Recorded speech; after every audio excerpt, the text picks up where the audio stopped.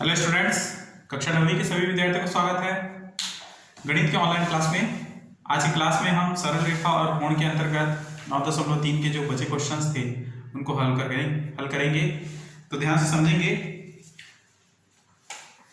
प्रश्नावली 9.3, ठीक। Question number 7, दिए गए चित्र में यदि रेखाएं PQ और RS बिंदु T पर इस प्रकार प्रतिच्छेद करती हैं कि कोण PRT बराबर 40 अंश, ठीक है। PRT जो अक्षर बीच में है, R बीच में है, तो इसका मान जो है 40 अंश किसमें होगा? कोण R में होगा, ठीक है। इसी प्रकार RPT बराबर 95 अंश, तो कोण P का मान कितना होगा? 95 अंश। इस प्रकार कोण TSQ बराबर 75 अंश है, तो यहाँ पर कोण जो S है ना, बिंदु S है, वहां का कोण क्या होगा? 75 अंश का होगा, ठीक। तो हमको क्या मान निकालना है? SQT का मान निकालना है, कोण SQT।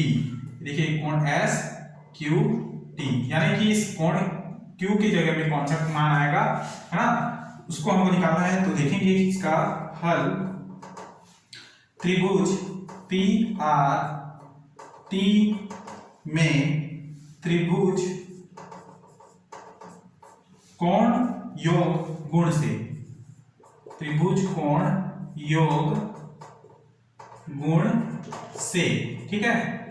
कौन सा त्रिभुज? PRT में। तो देखेंगे त्रिभुज PRT में कोण PRT प्लस कोण RTP प्लस कोण RPT, है ना, RPT बराबर कितना होगा? 180 अंश के बराबर, ठीक है। क्योंकि तीनों कोण क्या है? 180 अंश के बराबर होती, इसलिए बराबर 180 अंश। तो कोण PRT का मान हमारे पास क्या है? 40 अंश प्लस RTP हमको निकालना है, ठीक है, क्योंकि RTP T के जगह में कोई भी मान नहीं है। कोण RPT इसका मान है 95 अंश बराबर 180 अंश, ठीक है। अब देखिए 40 प्लस 95 कितना हो जाएगा? कोण RTP प्लस 95 प्लस 40 ये हो जाएगा 135, ठीक है, बराबर 180। तो 135 को आप दूसरी ओर लेके जाएंगे तो ये माइनस में माइनस 135 माइनस रहेंगे तो 10 में से 5 गया 5, एक वापस के 18 में से 14 गया, 18 में से 14 गया 4, ठीक है। तो यहां पर 45 अंश कोण RTP बराबर प्राप्त हुआ। कितना? 45 अंश। तो यहां पर हम दर्शा देंगे 45 अंश, ठीक है। अब यदि देखेंगे कि कोण RTP बराबर 45 अंश है, तो कोण STP बराबर कोण RTP कहां से? शीर्षाभिमुख कोण से, शीर्षाभिमुख कोण से, ठीक है। ये देखिए STQ है, ये है ना, STQ और RTP ये दोनों शीर्षाभिमुख कोण से आपस में बराबर होंगे, इसलिए कोण STQ बराबर भी कितना होगा? 45 अंश होगा, ठीक है। अब कोण STQ बराबर 45 अंश है, तो यहां पर भी 45 अंश होगा, ठीक। तो यहां पर भी हमारे दो कोण मिल गए हैं। SQT का मान हमको निकालना है, जो कि प्रश्न में आपको पूछा गया है। तो लिखेंगे कि त्रिभुज SQT में त्रिभुज कोण योग गुण से क्या होगा? कोण SQT प्लस SQT प्लस कोण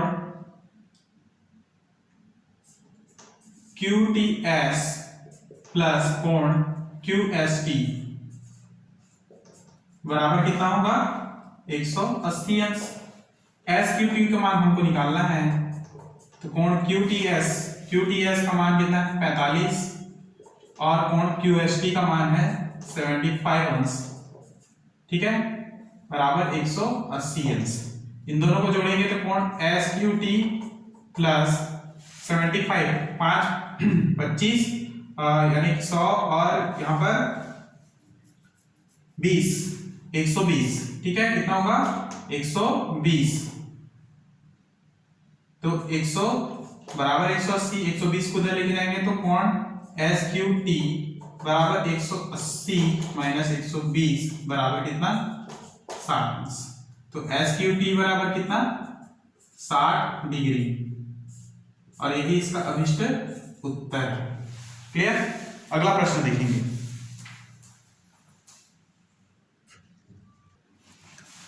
अगला क्वेश्चन है क्वेश्चन नंबर 8, ठीक है।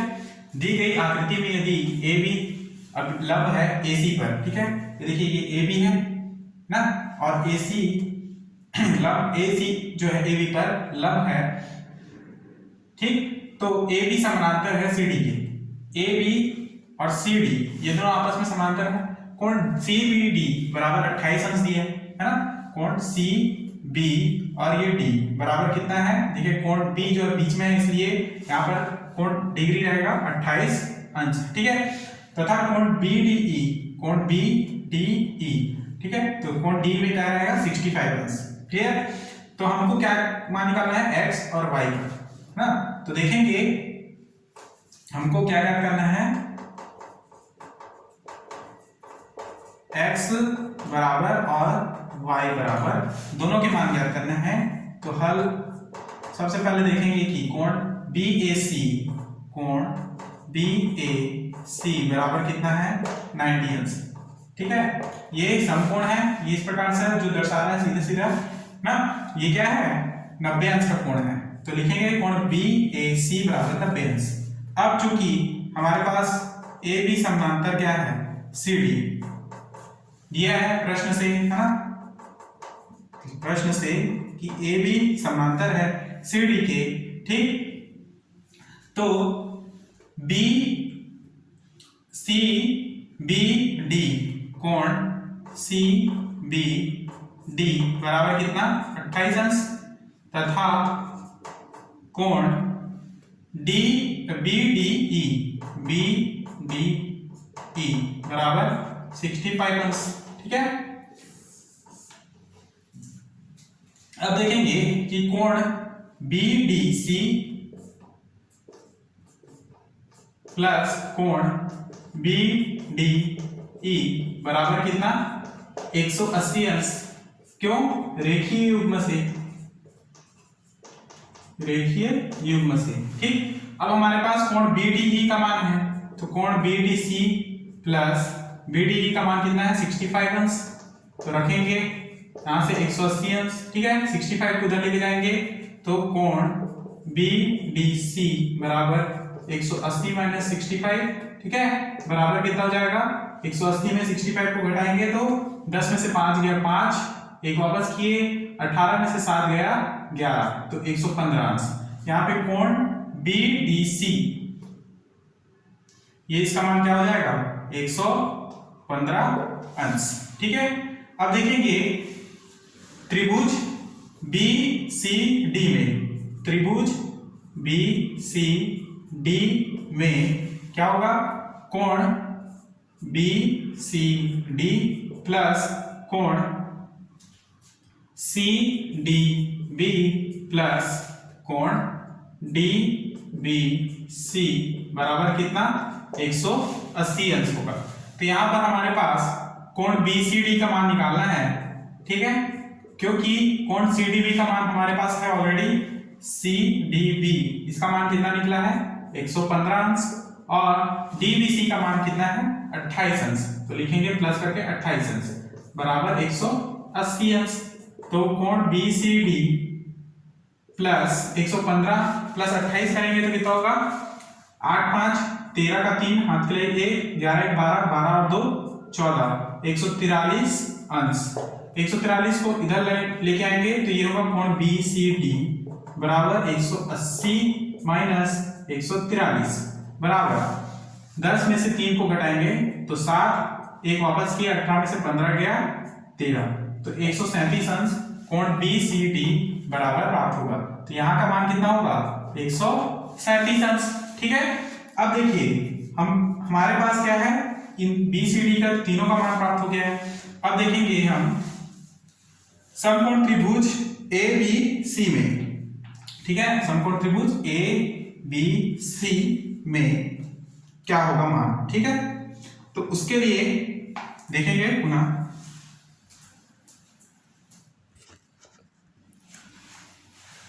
कोण BCD का मान 137 अंश आने के पश्चात हम पुनः AB समांतर CD लेंगे, जिसमें कोण BAC प्लस कोण ACD है ना, BAC प्लस कोण ACD बराबर कितने हैं 180 अंश। कोण BAC बराबर कितना है 90 अंश। देखिए कोण A 90 अंश, इसलिए हमने 90 अंश। कोण ACD को हम तोड़ सकते हैं इस प्रकार से कि ACB प्लस BCD के रूप में बराबर 180 अंश। ठीक है, 90 अंश को इधर लेके जाएंगे तो हमारे पास कोण ACB का मान क्या है x है। ठीक है, AC यहाँ पर C का मान क्या है x प्लस BCD का मान हमारे पास 137 बराबर 180 और 90 को इधर ले जाएंगे तो -90। तो x इज इक्वल टू क्या हो जाएगा, ये होगा 90 और 137 को इधर लेके जाएंगे तो -137। तो x इज इक्वल टू क्या हो जाएगा,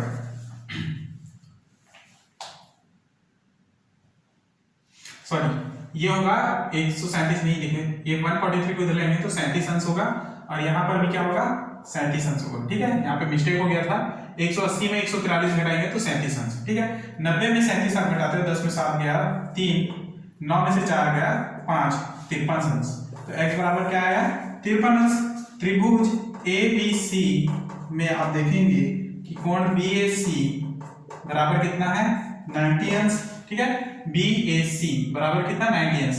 अब x प्लस y बराबर लिखेंगे 90 अंश, x को इधर ले आएंगे तो 90 माइनस x, ठीक है, बराबर 90 माइनस x का मान क्या है 53 अंश। तो लिखेंगे 53 अंश। 90 में से 53 घटाएंगे तो क्या प्राप्त होगा, 10 में से 3 गया 7 और 9 में से 6 गया 3, तो 37 अंश y बराबर प्राप्त होगा। इस प्रकार x का मान और y का मान दोनों हमको प्राप्त हो गया है और यही इसके अभिष्ट उत्तर है। अगला क्वेश्चन देखेंगे।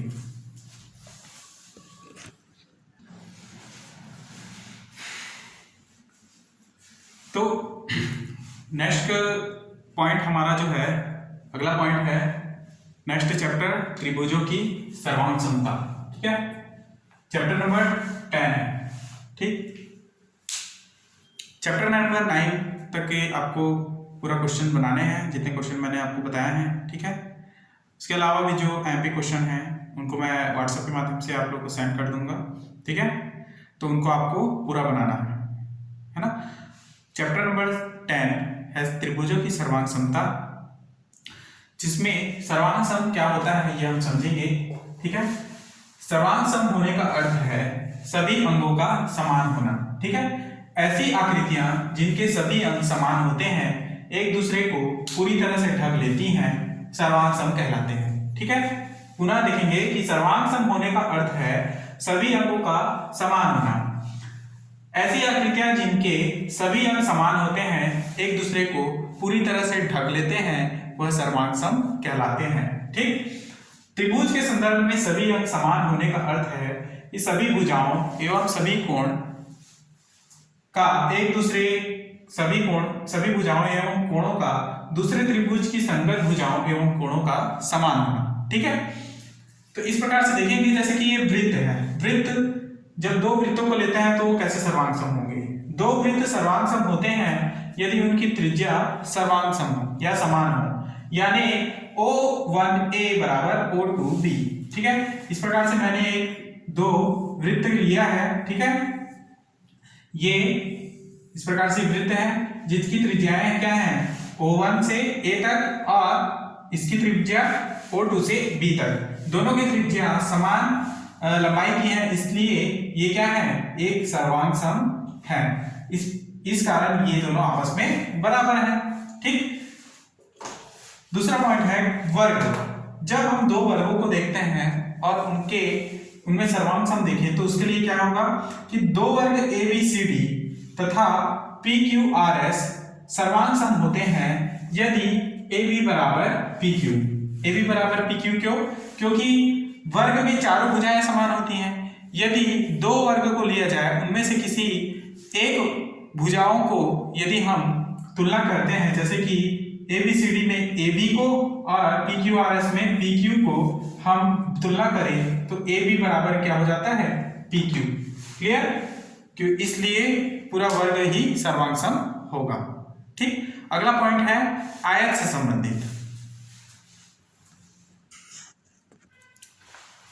तो नेक्स्ट तीसरा पॉइंट क्या है? आयत से संबंधित। दो आयत सर्वांग सम होते हैं यदि उनकी संगत आसन्न भुजाओं की माप क्या हो? बराबर हो। यानी AB बराबर PQ, ठीक है, और AD बराबर PS। दो संगत आसन्न भुजाओं का मतलब क्या है? कि दो भुजाएं जो आपस में पास पास में हो। ठीक है, जैसे कि AB और AD ये दोनों आसन्न भुजाएं हैं। ठीक है, तो PQ में भी, PQRS में भी PQ और PS ये दोनों आसन्न भुजाएं हैं। तो उनकी आसन्न भुजाएं जो है, संगत आसन्न भुजाएं दोनों के समान हो, जैसे कि AB बराबर क्या? PQ तथा AD बराबर क्या हो? PS हो, तब दिया गया आयत क्या होगा? एक सर्वांग सम आयत होगा। ठीक। अगला पॉइंट समझेंगे। नेक्स्ट पॉइंट है त्रिभुजों की सर्वांग समता।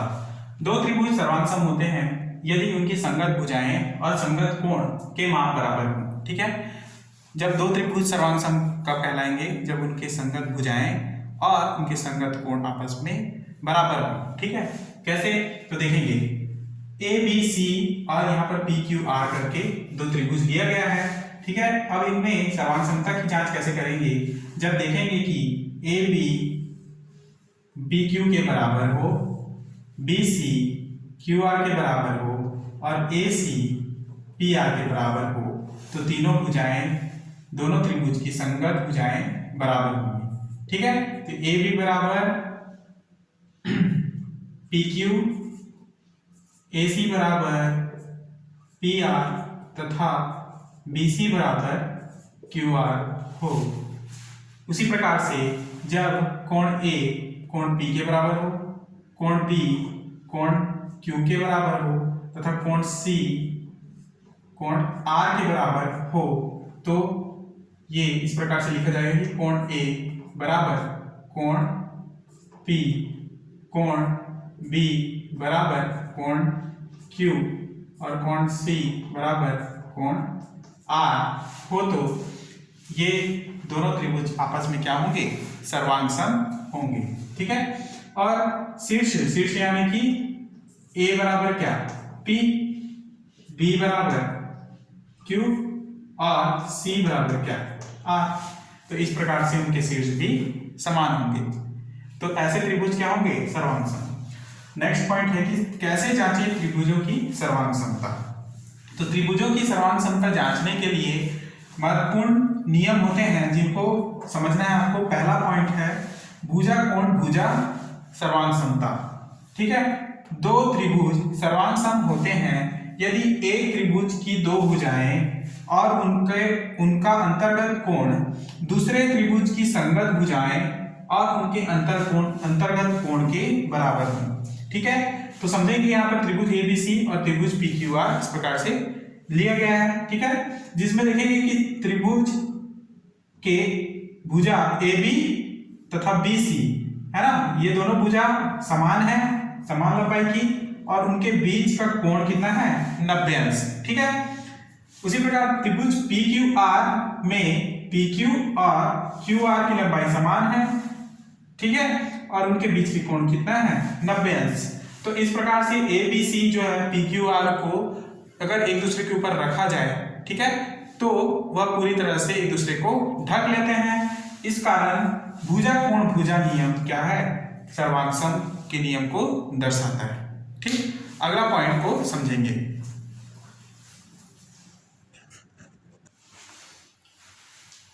नेक्स्ट पॉइंट है, नेक्स्ट नियम सर्वांग समता जांच करने के लिए कि कोण भुजा कोण। ठीक है, दो त्रिभुज सर्वांग सम होते हैं यदि एक त्रिभुज के दो कोण व उनके बीच की भुजा, ठीक है, दो त्रिभुज समान सर्वांग सम होते हैं यदि एक त्रिभुज के दो कोण व उनके बीच की भुजा दूसरे त्रिभुज के संगत कोणों व उनके बीच की भुजा के बराबर हो। ठीक है, तो ये होगा कोण भुजा कोण।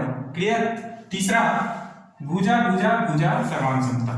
दो त्रिभुज में यदि एक त्रिभुज की तीनों भुजाएं दूसरे त्रिभुज की संगत तीनों भुजाओं के बराबर हो तो वह त्रिभुज सर्वांग सम त्रिभुज होता है। जैसे कि इस प्रकार से कोई त्रिभुज ए बी सी और इसी प्रकार से कोई त्रिभुज पी क्यू आर हो तो ए बी बराबर S P Q, B C बराबर क्यू आर, ठीक है, और ए सी बराबर पी क्यू आर है, तो ये दोनों आपस में क्या होंगे? सर्वांग सम होंगे। ठीक है, इस प्रकार सर्वांग समता को कैसे दर्शाते हैं? त्रिभुज ए बी सी सर्वांग सम होगा त्रिभुज पी क्यू आर के, क्योंकि ए बी बराबर पी क्यू, बी सी बराबर क्यू आर और ए सी बराबर क्या है? P R. ठीक है, ये सभी भुजाएं आपस में सर्वांग सम होंगे, तभी क्या होगा? ये नियम, मतलब कि इस नियम के आधार पर दोनों त्रिभुज क्या होंगे? सर्वांग सम होंगे। ठीक, अगला पॉइंट समझेंगे।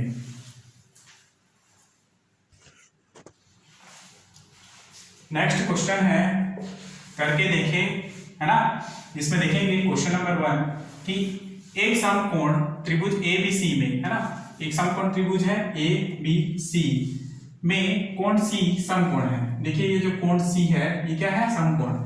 एम कर्ण ए बी का मध्य बिंदु है। देखिए कर्ण ए बी है, ठीक है, ये ए से लेके ये जो बी एक रेखा है ये कर्ण है, इसका मध्य बिंदु क्या है? एम।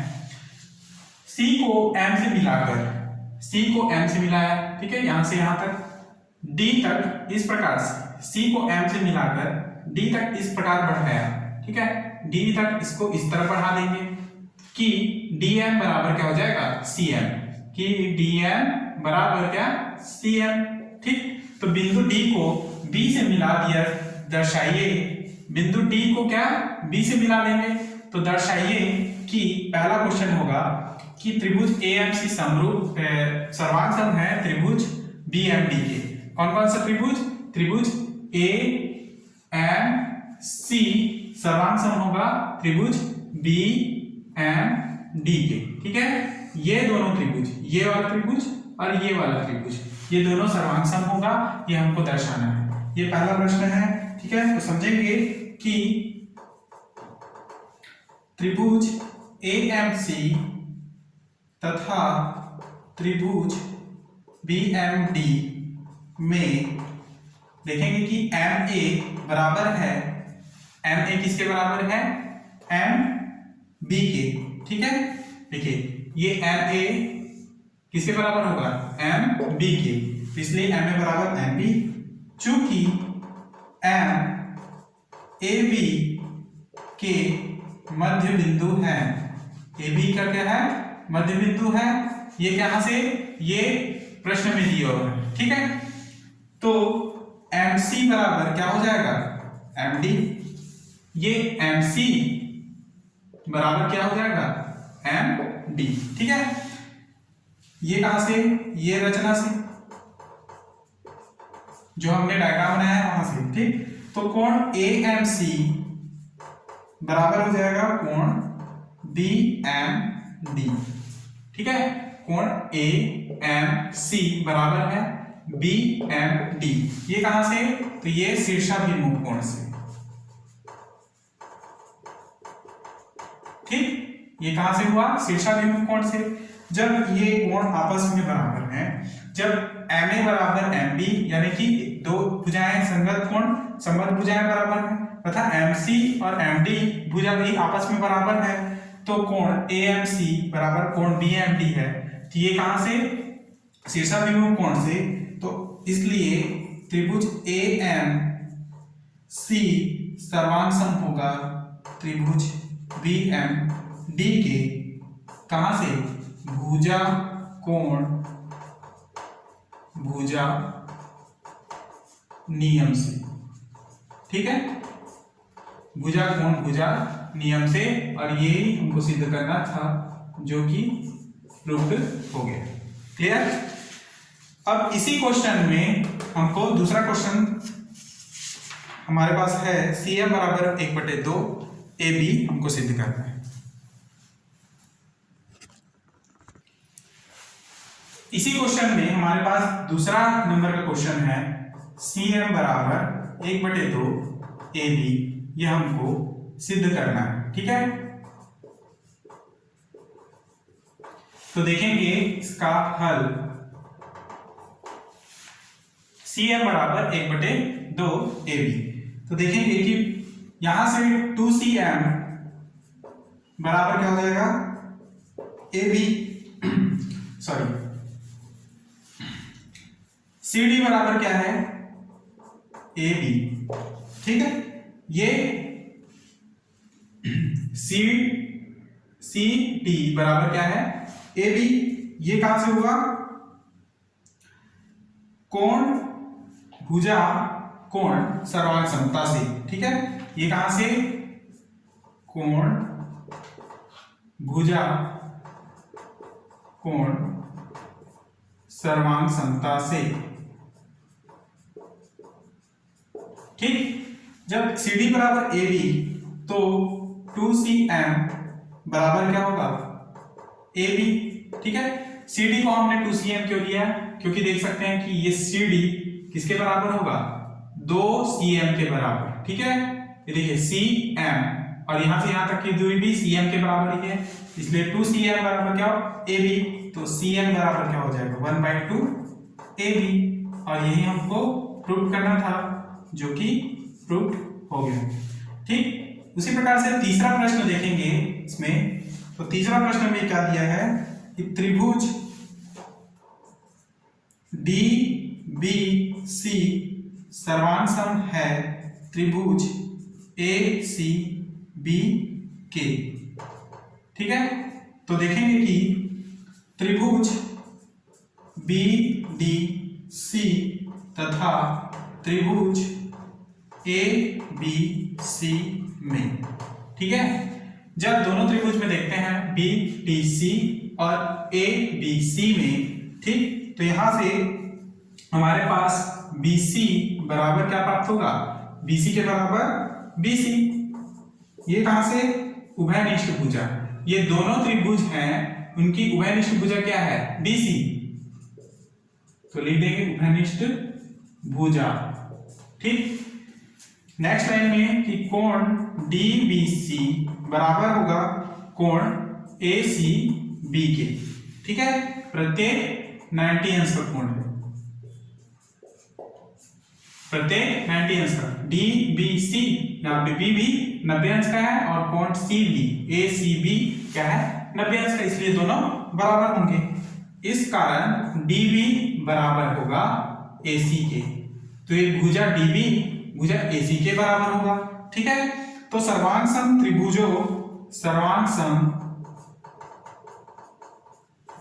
त्रिभुजों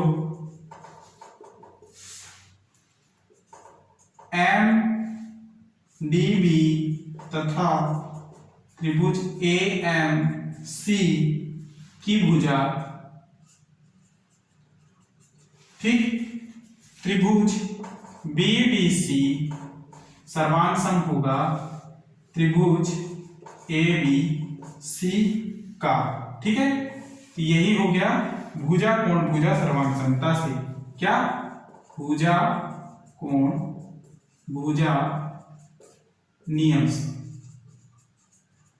ठीक, और यही हमको सिद्ध करना था जो कि सिद्ध हुआ, ठीक। तो इस प्रकार से क्वेश्चंस को आपको बनाने हैं और जितने भी पॉइंट्स मैंने समझाए हैं उनको आपको नोट्स में लिखना है, ठीक है। तो आज की क्लास यहीं पर समाप्त करते हैं, धन्यवाद।